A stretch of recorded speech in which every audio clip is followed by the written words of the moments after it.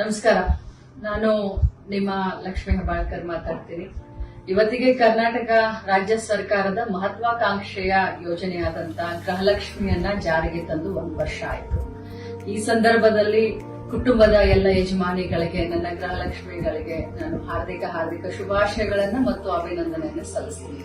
ಇಲ್ಲಿಯವರೆಗೆ ಗೃಹಲಕ್ಷ್ಮಿಯು ತಮ್ಮ ಜೀವನದಲ್ಲಿ ಏನೆಲ್ಲ ಬದಲಾವಣೆಯನ್ನ ಈ 1 ವರ್ಷದಲ್ಲಿ ತಂದಿದೆ, ಈ ಬದಲಾವಣೆಯನ್ನ ಬನ್ನಿ ನಮ್ಮೊಂದಿಗೆ ಹಂಚಿಕೊಳ್ಳಿ.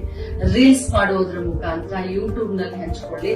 ಯಾರು ಜಾಸ್ತಿ ರೀಲ್ಸ್ ಓಡುತ್ತೆ, ವ್ಯೂಸ್ ಸಿಕ್ಕುತ್ತೋ ಅಂತ ಕುಟುಂಬಕ್ಕೆ, ಅಂತ ಯಜಮಾನಿಗೆ, ಅಂತ ಗೃಹಲಕ್ಷ್ಮಿಗೆ ನಿಮ್ಮ ಲಕ್ಷ್ಮಿ ಹೆಬ್ಬಾಳ್ಕರ್ ಕಡೆಯಿಂದ ಒಂದು ಬಹುಮಾನ 1 ತಿಂಗಳು ಅಂದ್ರೆ ಸೆಪ್ಟೆಂಬರ್ 30ನೇ ತಾರೀಕಿನವರೆಗೂ ನಿಮ್ಮ ರೀಲ್ಸ್ ಗಳನ್ನ ಯೂಟ್ಯೂಬ್ ಗಳಲ್ಲಿ, ಫೇಸ್ಬುಕ್ ನಲ್ಲಿ ಅಥವಾ ಇನ್ಸ್ಟಾಗ್ರಾಮ್ ನಲ್ಲಿ ಹಂಚಿಕೊಳ್ಳಿ.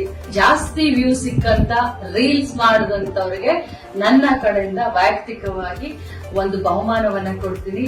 ಹರಿಯಪ್ ಮೊದಲ 50 ಜನರ ದಾರಿಯನ್ನ ನಾನು ಕಾಯ್ತಾ ಇರ್ತೀನಿ. ಖಂಡಿತವಾಗ್ಲೂ ತಾವೆಲ್ಲರೂ ಈ ಒಂದು ರೀಲ್ಸ್ ಮಾಡೋದ್ರ ಮುಖಾಂತರ ಈ ಒಂದು ಗೃಹಲಕ್ಷ್ಮಿ ಯೋಜನೆಯಿಂದ ತಮ್ಮ ಜೀವನದಲ್ಲಿ ಆದಂತ ಬದಲಾವಣೆಯನ್ನ ನಮ್ಮೆಲ್ಲ ಕರ್ನಾಟಕ ರಾಜ್ಯದ ಜನರ ಜೊತೆ ಹಂಚಿಕೊಳ್ಳಿ. ತಮ್ಮೆಲ್ಲರಿಗೂ ಶುಭಾಶಯಗಳು.